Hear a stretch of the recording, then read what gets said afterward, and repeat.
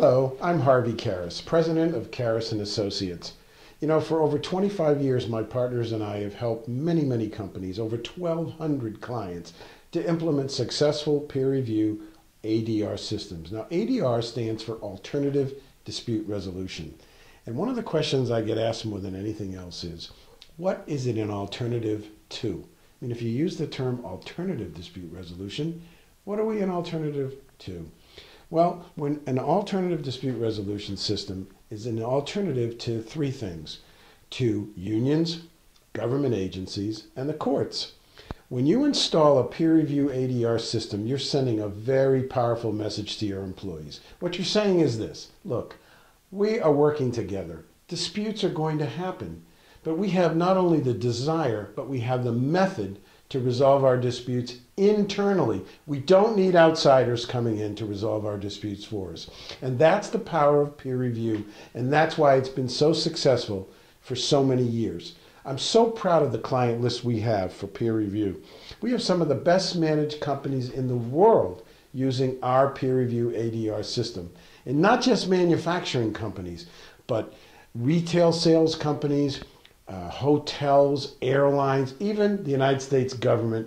Some of their agencies are our clients as well. So it's been used wherever people work, no matter what they do. If disputes can arise, peer review has proven to be a very successful way to resolve those disputes without outside intervention.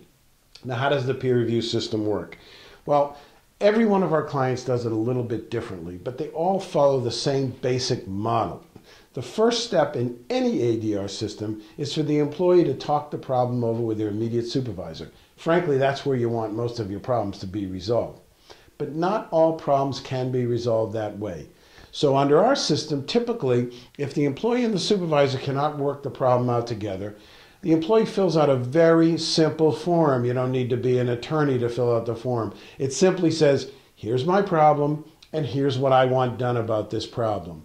This form then goes to the next level of manager, one level above the supervisor.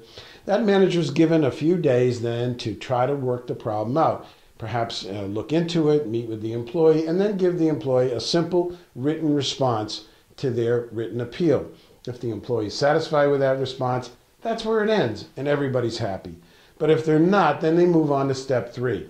In step 3, the employee is given an option. They can take their problem to a very senior level manager that we call a single adjudicator, a senior level manager who wasn't involved in the decision, who then takes another look at the problem and tries to resolve it to the employee's satisfaction, one way or the other. The alternative to that, the employee can choose to have their problem reviewed by what we call a peer review panel. The peer review panel consists of 5 people. 2 of those members of the panel are from management, and 3 of those members are peers of the employee.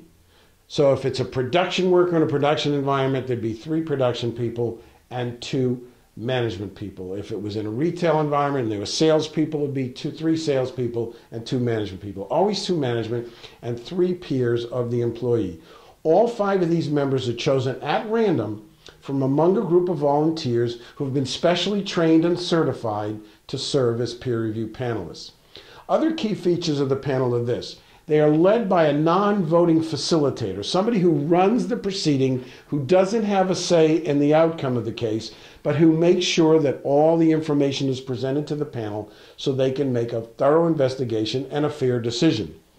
The panel does a complete investigation. They talk to the individual with the problem. They talk to someone from management to present management side. They call witnesses. They check documents. They check past practice, just as you would do if the problem came to you, except it's done by the panel in a room together, working together as a team.